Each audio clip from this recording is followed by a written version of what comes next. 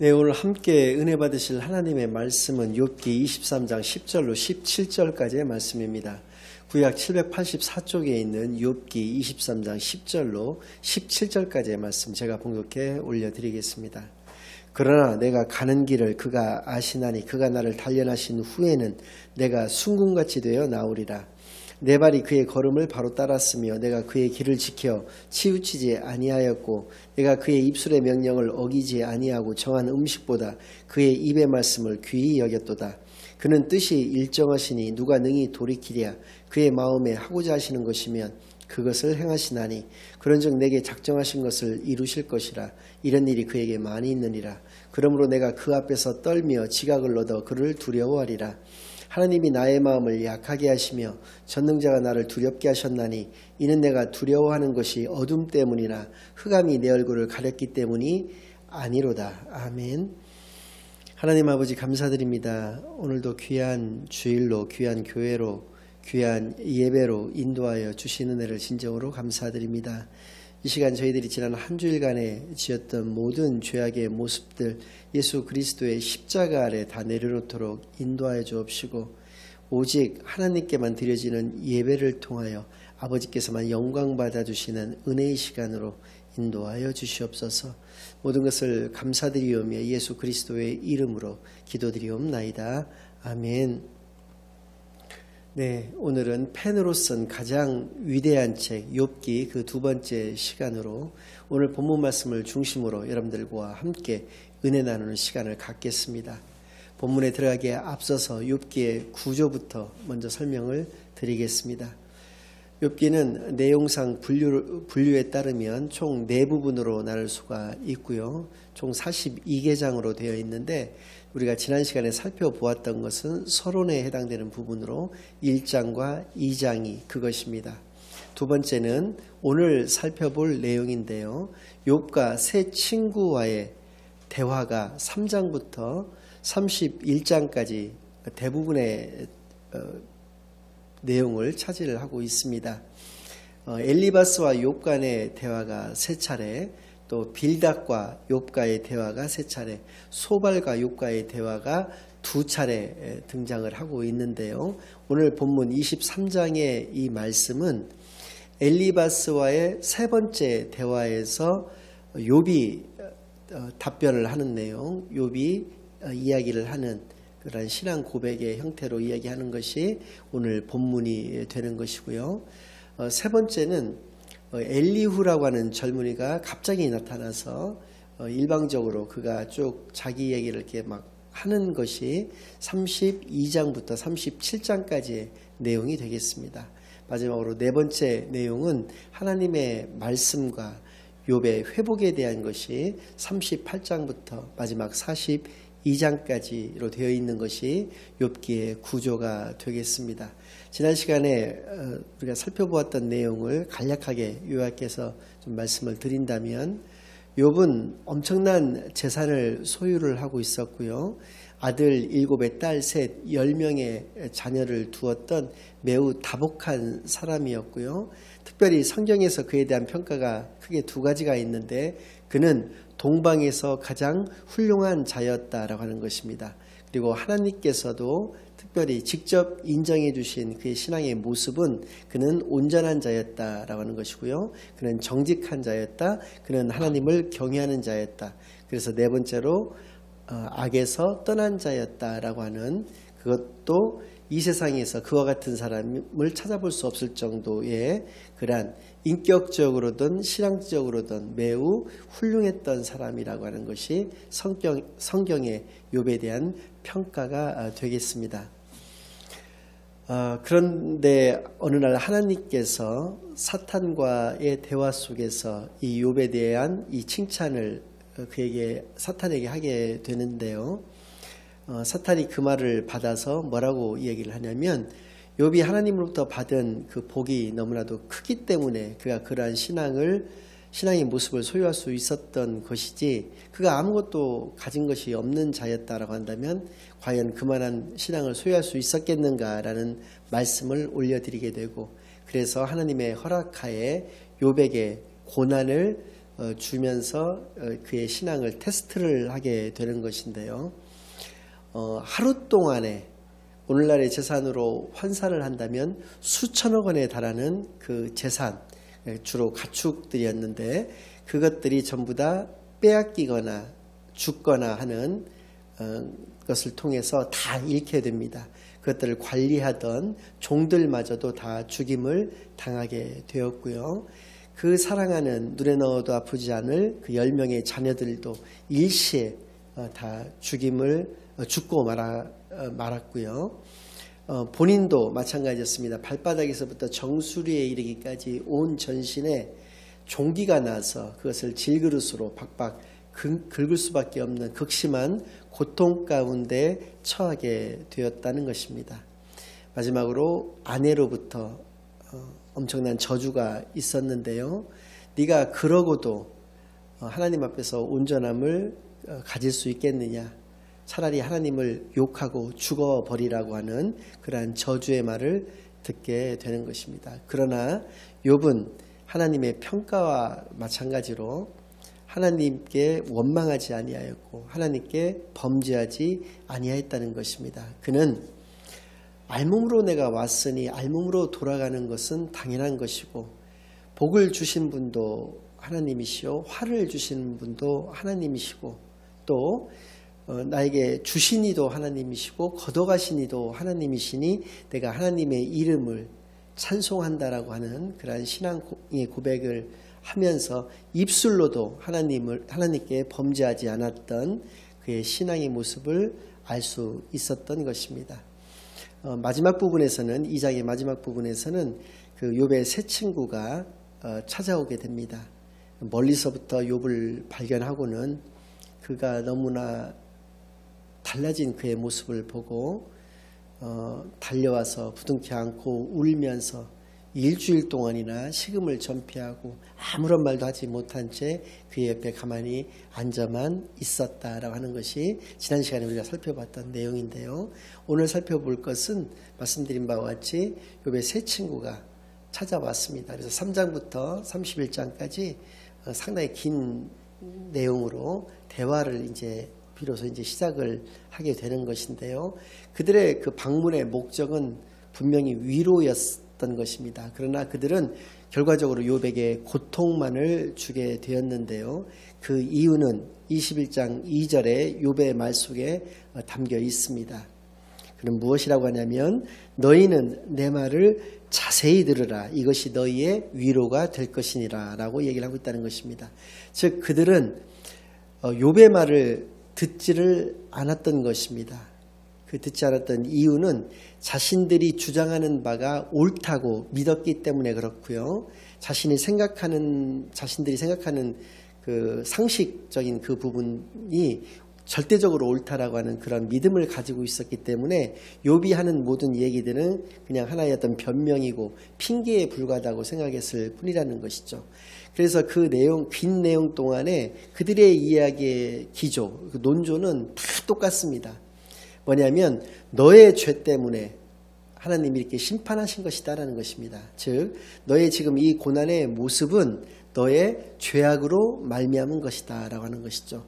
너의 죄가 아니라고 한다면 너의 조상의 죄든지 뒤에 살펴보겠습니다만 빌닷과 같은 경우는 그의 자녀들의 죽음조차도 그의 자녀들의 죄 때문에 죽었다라고 하는 입장을 가지고 있었는데요.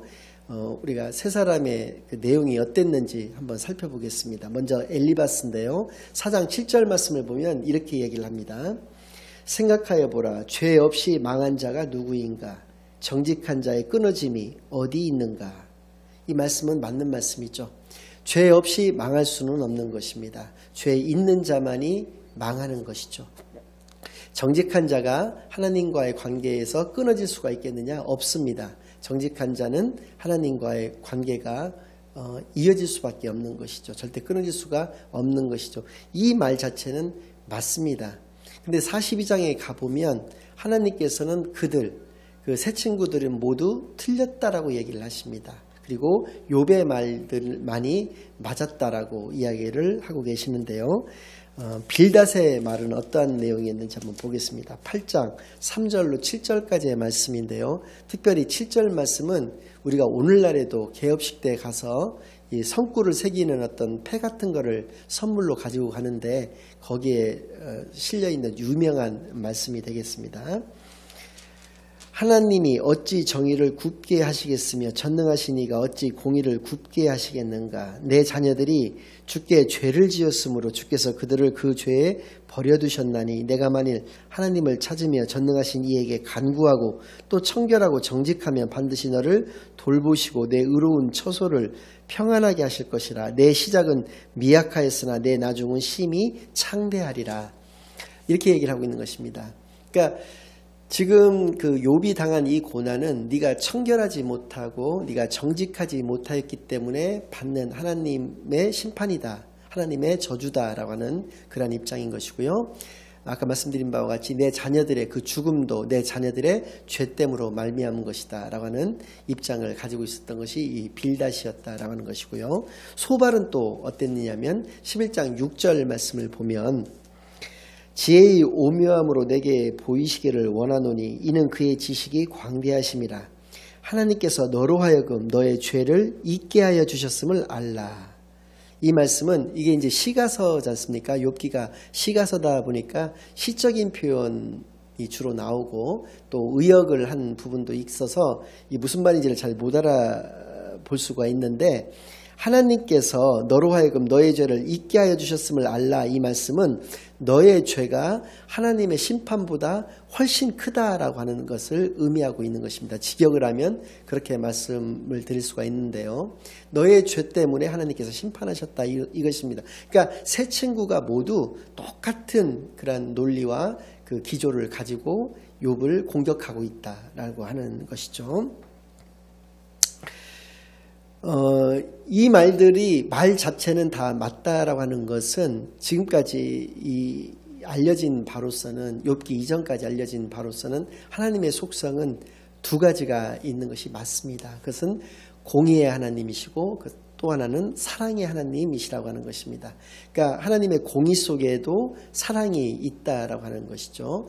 그러니까 재판과 같은 경우에 그 재판의 기준이 되는 것, 그 공의의 기준이 되는 것은 바로 죄다라는 것이죠. 그러니까 죄가 있는 자는 그가 어떤 사람이었는지와 관계없이 그 죄로 인해서 심판을 받게 되는 것은 맞다라고 하는 것이죠. 그런 입장입니다. 이 공의와 이 사랑의 하나님이신 것을 우리가 극명하게 아주 대표적으로 알 수 있는 것은 바로 십자가인데요. 인간은 너나 할 것 없이 다 죄인인 것입니다. 그래서 이 죄 때문에 영원히 죽을 수밖에 없는 존재가 바로 인간인데요. 그래서입니다. 하나님께서는 인간의 몸으로, 그러니까 육신의 몸으로 이 땅에 오셔서 아무 죄 없으신 그 하나님이신 예수님께서 십자가에서 달려 우리의 죄 때문에 돌아가신 것입니다. 그래서 이것을 믿기만 하면 하나님은 우리가 죄인에서 의인으로 변화가 되는 것이 아니라 죄인인 상태는 그대로 있지만 이것을 의인 삼아 주신다라고 하셨던 것입니다. 이것이 그 유명한 이신칭의라고 하는 신학사상인데요. 그러니까 믿음으로써 의인 삼아 주신다라고 하는 의미를 가지고 있는 것입니다. 그러니까 우리가 죄인이 아닌 것이 아니지만 하나님께서 그것을 예수 그리스도의 보혈로 덮어버리셨다는 것입니다. 그래서 그것을 믿기만 하면 우리를 너는 이제부터는 의인이다라고 인정을 해주신다라고 하는 그런 개념이 되겠는데요. 이렇게 하나님의 공의 속에는 인간의 죄의 문제를 해결할 수가 없기 때문에 하나님께서 친히 죽으심으로 말미암아서 그 문제를 해결하셨다는 것입니다. 그래서 공의 속에는 사랑이 담겨 있다라고 하는 것이죠. 이 세 친구들이 알았던 것은 바로 그 부분이었다는 것입니다. 그러나 욥기의 위대한 면은 바로 이것인데 하나님의 제3의 속성도 있다라고 하는 것입니다. 그것은 바로 우리가 알지 못하는 하나님이 존재한다라고 하는 것입니다. 땅 위에 발을 붙이고 살고 있는 우리 인간이 하늘에서 하나님과 사탄 간의 그러한 대화가 있었다는 것, 그 대화를 통해서 욥이 그러한 고난을 받게 되었다는 것을 욥기가 아니고서는 어떻게 우리가 알 수 있었겠는가라는 것입니다. 그래서 바로 욥기가 펜으로 쓴 가장 위대한 책이라고 하는 일컬음을 받게 된다라고 하는 것이죠. 아무튼 이 세 친구가 가졌던 이 오류, 그들만이 생각하고 있는 것, 그들만이 상식적으로 알고 있는 것, 그들이 믿고 있었던 것만이 절대적이라고 믿었던 이 오류는 사실은 신앙생활을 오래 했을수록, 또 성경 말씀을 많이 안다고 자부할수록, 또 중직분자일수록 범하기 쉬운 오류가 되는 것입니다. 이러한 오류를 우리가 갖지 않기 위해서는 우리는 언제나 겸손하고 온유하게 하나님의 말씀에 귀를 기울이는 훈련, 집중하는 훈련, 우리 자신을 자꾸 비워나가는 그러한 훈련이 되어져야 할 것입니다. 고통받고 있는 사람의 그 고통을 느끼지 못하는 자가 어떻게 그들을 상담할 수가 있고 그들의 영적인 지도를 할 수가 있겠느냐라고 하는 것이죠. 고통을 모른다면, 고통을 이해하지 못한다면, 고통을 공감하지 못한다면 우리는 비난이나 멸시나 정죄의 모습만을 가질 수밖에 없을 것입니다. 그래서입니다. 크리스찬의 대인관계에 있어서 가장 중요한 것은 바로 공감대라는 것입니다. 누가복음 15장 말씀을 보면 돌아온 탕자의 비유가 있는데요. 그 말씀의 키포인트는 회개에 대한 개념을 우리에게 정확하게 알려주시고자 하는 것입니다. 그런데 그 외에도 우리가 두 가지를 더 깨달아 알 수가 있는데요. 그 첫 번째는 하나님 아버지께서는 우리의 모든 것을 다 알고 계신다라고 하는 것이고요. 두 번째는 그 돌아온 탕자의 그 깨달음입니다. 그러니까 돼지가 먹는 쥐엄 열매조차도 먹을 수 없는 지경에 이르렀을 때 아버지 밑에 있는 그 종들은 그렇게 호의호식을 하면서 잘 살고 있는데 나는 그 종들 아들임에도 불구하고 그 종들보다도 못하게 여기서 줄여 죽게 생겼다라고 하는 그 깨달음을 통해서 아버지께로 돌아갈 수 있게 되는 것인데요. 그렇게 스스로 깨달아야 한다라고 하는 것입니다.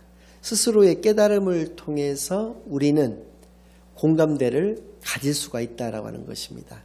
스스로 깨닫지를 못하면 공감대는 가질 수가 없는 것이죠. 여기서 이제 재밌는 예화를 하나 말씀을 좀 드리자면 이런 차원에서 목사님들은 부자로 사는 것이 좋은가 가난한 자로 살아가는 것이 좋은가라는 문제를 한번 던져보겠습니다. 저는 개인적으로 가난한 자로 사는 것이 좋다라고 생각을 합니다. 물론 이 문제에 대해서는 여러 가지 견해들이 있을 수 있고 여러 가지 견해 차이들이 있을 수가 있습니다. 그런데 예를 들어서 내가 목사인데 예를 들어서 비싼 외제차를 몰고 다니면 자기 성도들 중에서 이런 사람이 있을 수가 있습니다. 이 염동설안에 그 차비가 없어서 수킬로나 되는 그 긴 거리를 걸어가야만 하는 그러한 성도들의 심정을 헤아릴 수 있을까라고 하는 것입니다. 그리고 내가 만약에 자녀를 해외에 유수한 명문대학으로 유학을 보냈다라고 한다면 고등학교를 진학을 해야 되는 자녀를 학비가 없어서 고등학교에 진학시키지 못하는 그 성도의 마음을 그 목사가 헤아릴 수 있겠는가라고 하는 것입니다. 그래서 그러한 공감대를 가지기는 어렵지 않겠나라는 생각이 있고 또 성경적으로 보아서도 예수님께서는 가난한 자의 길을 소외된 자의 길을 걸으셨다라고 하는 차원에서 목사들은 하나님의 종이라고 일컫는 목사들은 가난한 자로서 살아갈 필요성이 좀 있겠다라는 생각이 드는 것입니다. 아무튼 크리스찬의 그 대인관계에 있어서 가장 중요한 것은 바로 공감대다. 공감대를 형성해야지 그에게 어떠한 상담도 어떠한 영적인 지도도 할 수 있는 것이지 그를 공감하지 못한다라고 하면 아무것도 할 수가 없다라고 하는 것을 오늘 말씀을 통해서도 우리가 깨달아 알 수 있다라고 하는 것입니다. 결론을 말씀을 드리겠습니다. 오늘은 세 가지 관에 대해서 우리가 형성을 할 수가 있는데요. 첫 번째는 23장 10절 말씀을 보면 욥 역시도 세 친구와 똑같이 지금 하나님과 사탄의 대화의 결과 때문에 자신이 이러한 고난을 당한다는 것을 몰랐을 때 이러한 그 신앙의 고백을 하고 있는 모습이 나오는데요. 이것을 한번 통해서 우리가 세 가지를 알 수 있는데 한번 살펴보도록 하겠습니다.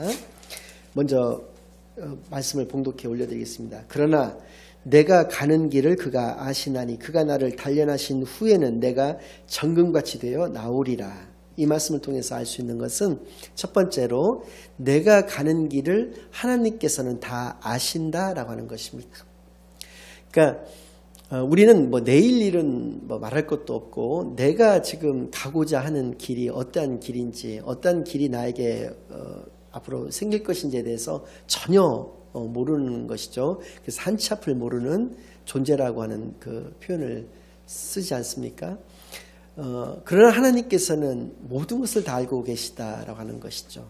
두 번째로는 나를 단련하신다라는 것입니다. 하나님께서는 나를 단련하여 주신다는 것입니다. 단련이라고 하는 말은 용광로에 집어넣는다라는 말과 같은 의미를 가지고 있는 말인데요. 용광로에 집어넣는 의미, 그 목적은 크게 두 가지가 있습니다. 하나는 불순물 제거이고요. 하나는 부드럽게 하기 위해서라는 것입니다. 부드럽게 하기 위한 것은 어떠한 형태로든 원하는 모양대로 원하는 형태대로 만들기 위해서 그렇게 한다라고 하는 것이죠. 즉 우리는 사탄의 자녀로서 이 땅에 태어나서 이 땅에서 살다가 죽을 수밖에 없는 그러한 존재입니다. 그래서 하나님께서는 하나님의 자녀답게 살게 하기 위해서 우리들이 그동안 지었던 모든 죄악된 모습들을 벗게 만드신다라고 하는 것이죠. 우리를 단련시키시는 그 이유는 우리가 가지고 있는 모든 불순물들을 제거시켜 주시기 위함이다라고 하는 것이고요. 두 번째는 하나님의 자녀다운 자들을 만드시기 위해서 부드럽게 하기 위해서 주 안에서 우리가 겸손하고 온유하게 하나님의 자녀다운 그런 모습의 틀로 만들어 주시기 위해서 그렇게 우리에게 고난을 허락하여 주셨다라고 하는 것을 알 수 있다는 것이죠. 세 번째는 그 단련시키시는 목적이 무엇이냐는 것이죠. 그것은 바로 하나님은 나를 순금같이 만들어 주시기 위함이다라고 하는 것을 이 고백을 통해서 우리가 알 수 있는 것입니다. 그래서 여기서 우리가 알 수 있는 첫 번째는 신앙의 자세가 어떠해야 되냐는 것이죠. 그러니까 내가 아는 하나님만이 전부가 아니라고 하는 것입니다. 내가 모르는 하나님도 분명히 존재하신다는 것이죠. 하나님이 우리에게 보여주시고자 하는 만큼만 우리가 하나님을 알 수 있다라고 하는 것을 인정하는 것. 그것은 바로 겸손한 신앙의 자세입니다. 그것은 바로 온유한 신앙의 자세라고 하는 것이죠. 그리고 그것을 통해서 인내를 우리가 배울 수가 있고요. 그런 것을 통해서 우리가 사랑을 배울 수가 있다라고 하는 것입니다.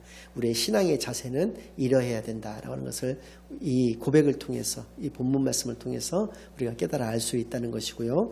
두 번째는 고난에 대한 자세입니다. 고난을 당하는 것은 하나님의 자녀답게 만드시고자 하는 하나님의 사랑이다라고 하는 것을 오늘 본문 말씀을 통해서 알 수 있다는 것이죠. 세상 사람들 그리고 대부분의 사람들은 고난을 당했을 때 보통 낙심하는 경우가 많습니다. 또 체념하는 경우가 많죠. 그래서 자포자기라든지 극단적인 선택을 하는 경우들이 많다라고 하는 것입니다. 그러나 크리스찬의 고난에 대한 자세는 그것이 바로 나에게 주시는 하나님의 축복이다라고 하는 것, 또 나에게 주신 하나님의 사랑이다라고 하는 것을 깨달아 알아야 한다라고 하는 것입니다. 그래서 고난에 감사해야 되는 것이죠. 고난을 마땅히 받아들일 것으로 예수님께서 걸어가신 그 길도 고난의 길이었기 때문에 예수님께서 재판정에서부터 골고다 언덕까지 그 800m의 길을 비아 돌로로사라고 하는데 그것이 바로 고난의 길이라고 하는 의미를 가지고 있는 것입니다.